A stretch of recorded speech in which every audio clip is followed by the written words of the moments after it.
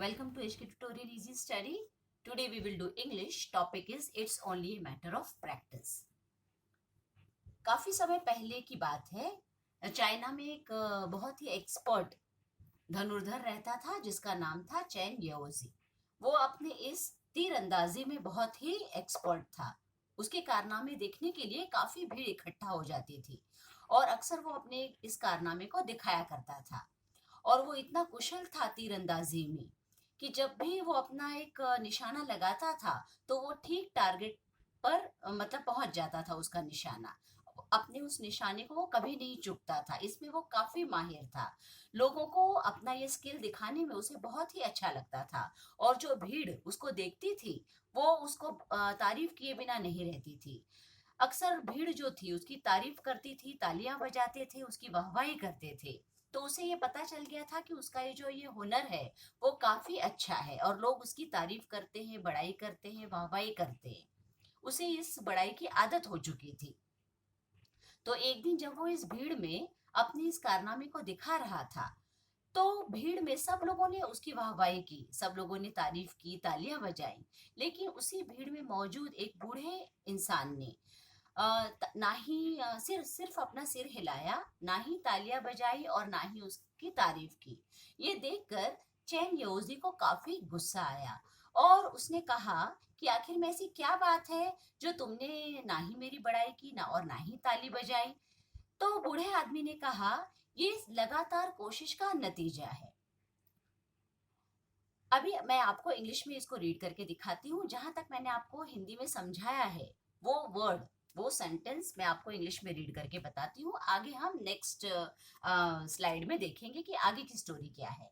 Long long ago in far away China there lived an archer called Chen येहोजी।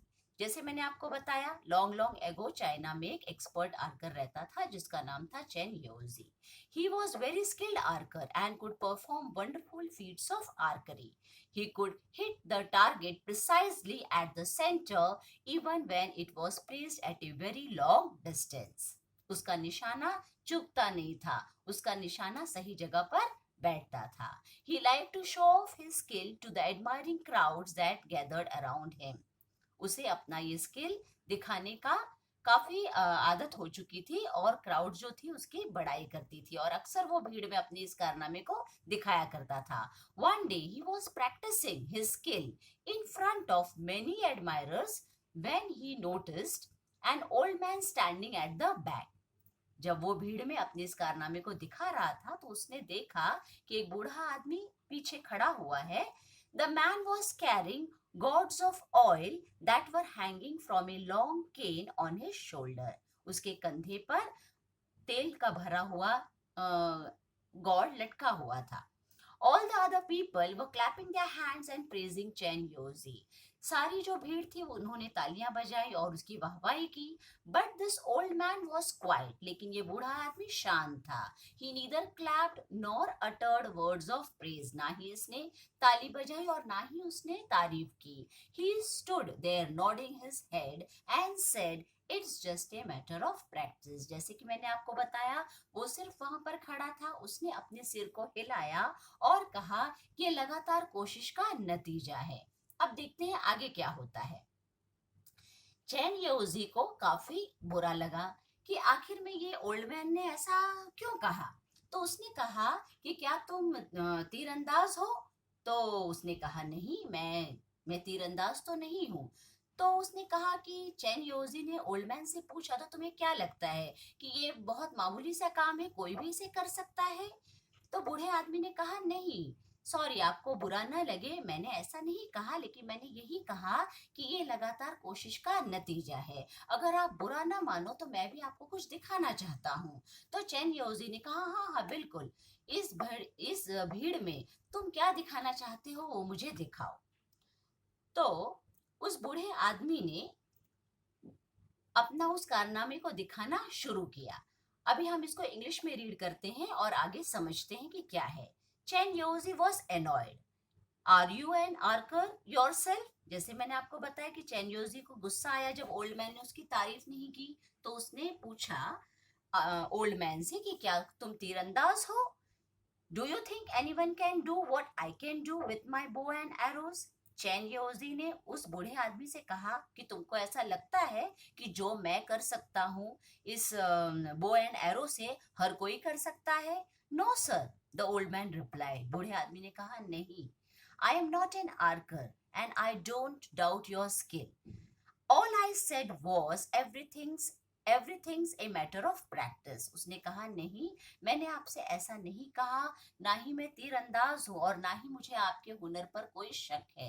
मैंने सिर्फ कहा कि सब मैटर करता है कोशिश पर। लगातार कोशिश आपको कामयाबी दिला सकती है।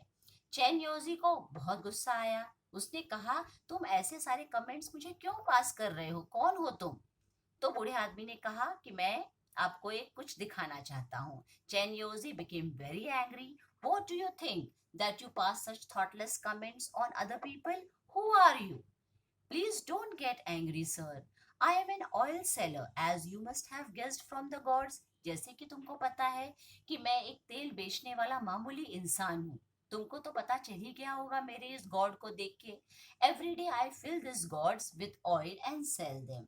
रोज मैं इस गॉड को इसमें तेल भरता हूँ और इसे बेचता हूँ। Over the years I have achieved some skill in filling the gods. काफी सालों से मैंने एक स्किल हासिल कर लिया है इस गॉड में तेल को भरने का। अगर आप मुझे आज्ञा दें तो मैं आपको कुछ करके दिखाऊं। If you allow I will show it to you. Growled Chen योजी।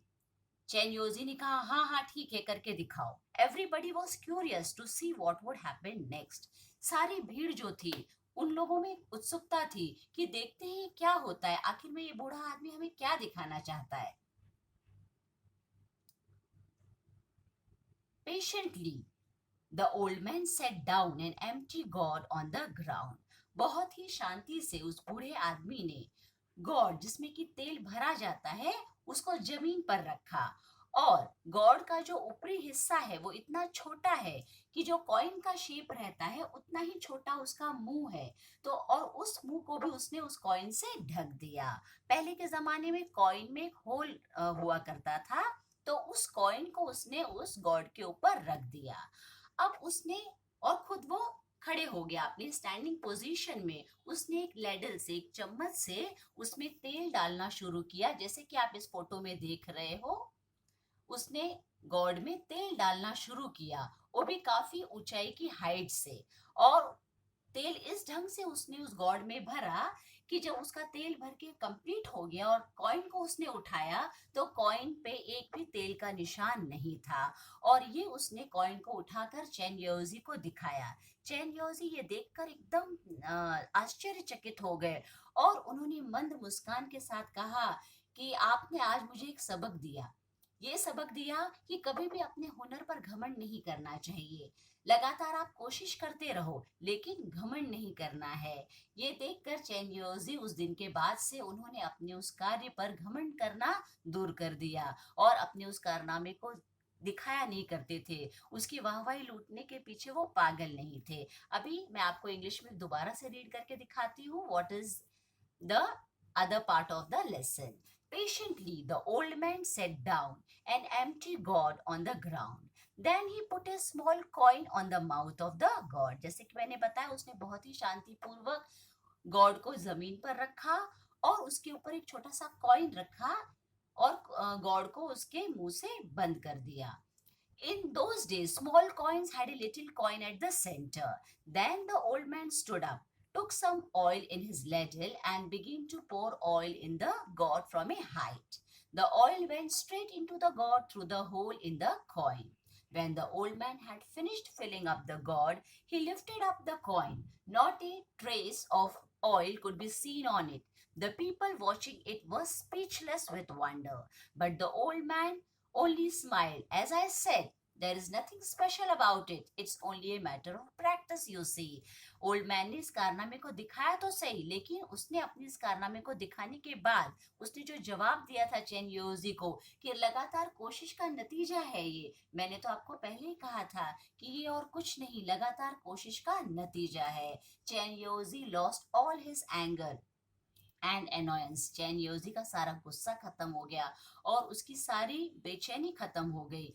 He just gave a short laugh and said, उसने मंद मुस्कान के साथ कहा, You have taught me something important today. After that, Chen Yozi never showed off or boasted about his skill as an archer. ये lesson से हमें ये सीखने मिलता है कि लगातार कोशिश से आप अपने हुनर में माहिर हो सकते हैं और माहिर जरूर होइए, लेकिन उसका दिखावा मत करिए. Okay, now we will study some meanings. Archer, someone who shoots arrow from a bow. Feats means achievements that acquire a lot of skill, strength, etc. Precisely, exactly. Gourds, that is the container made from dried large fruit with a hard skin.